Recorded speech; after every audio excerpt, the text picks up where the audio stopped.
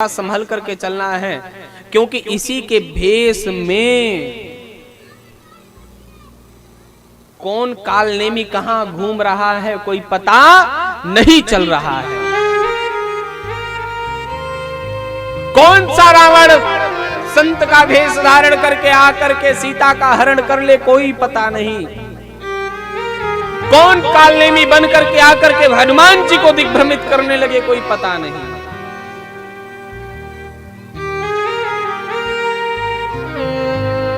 और कालनेमी कैसे आ रहे हैं? हम लोगों जैसे रूप में आ रहे हैं, धर्म का चोला ओढ़ करके आ रहे हैं।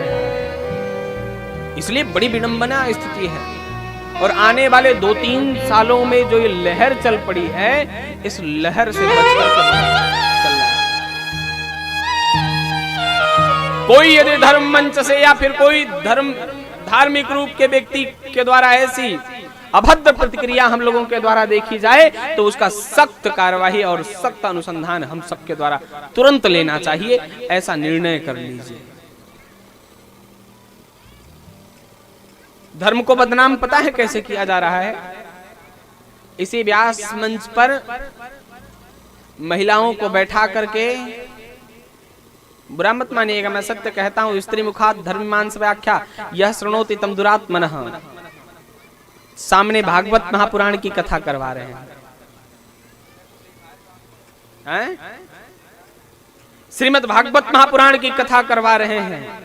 शास्त्र कहता है स्त्री मुखात धर्मीमांस व्याख्या यह शृणोति तम दुरात्मनः, स्त्रियों के मुख से धर्म मीमांसा की व्याख्या श्रवण नहीं करनी चाहिए। यदि कोई ऐसा कर रहा है तो उसे गुरु पत्नी गमन का दोष लगता है, गौहत्या का दोष लगता है, यामनिक नामक नरक की यातना सहनी पड़ती है ऐसे व्यक्ति को।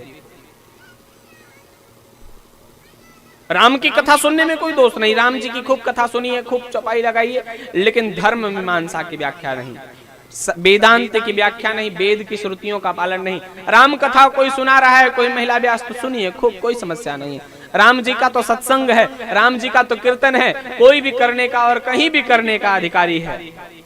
राम जी के नाम में दोष नहीं है, लेकिन वेदांत का अनुसरण करना एक स्त्री के स्वभाव में है ही नहीं। पूरे भारतवर्ष में ऐसा लहर चला है गायत्री मंत्र पढ़ने का कि लोग जान जान के गायत्री मंत्र पढ़ना प्रारंभ कर रहे हैं। बड़े बड़े विद्वान, बड़े बड़े जगत गुरु लोग भी व्यास मंच से गायत्री मंत्र का उच्चारण कर रहे हैं। उन मूर्खों को ये नहीं पता है कि गायत्री मंत्र ब्राह्मण का शस्त्र है और उसको मुख के बाहर उच्चारण नहीं किया जाता है।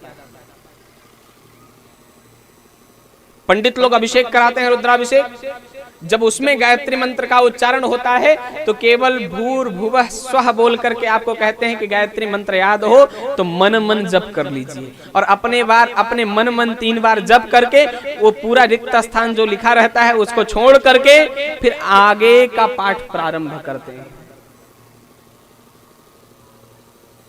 ये नियम है।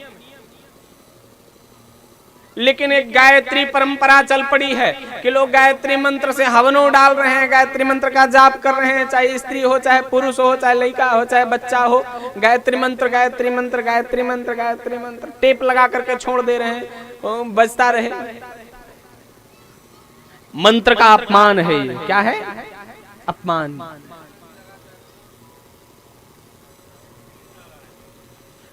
कुछ तो हद तो तब हो जाती है जब लोग मोबाइल का रिंगटोन लगा करके रखे हैं और वॉशरूम में बज जाए, वॉशरूम में लेकर के बैठे हैं और वो गायत्री मंत्र बज रहा है, दबाने के लिए बटन भी नहीं काम कर रहा है, दोनों हाथ से तो बिजी है, कहां से दबाएं बटन की बंद हो जाए वो गायत्री मंत्र भी, जब शौचालय के अंदर भी चल रहा है गायत्री मंत्र। ये तो अपमान है ना गायत्री मंत्र का। लेकिन रिंगटोन में बनाए हैं तो उसको कौन रोक सकता है?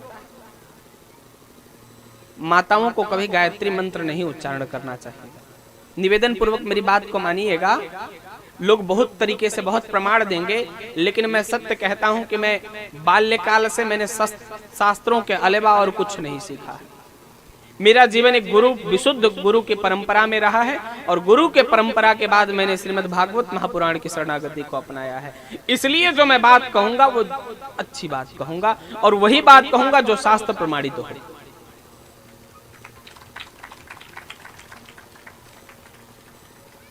आप लोगों को भले ही बहुत सारी चीजें अच्छी लगें, बहुत कथा कहानियां, बहुत सारे चुटकुला, बहुत सारे व्यंग अच्छे लगें, लेकिन मैं वही कथा, वैसा कथावाचक हूं जो आप लोगों के हित की बात हो जाए मैं वही कहूंगा। गलती से भी यदि आप लोगों ने एक बात को समझ लिया तो कथा का होना सार्थक हो गया।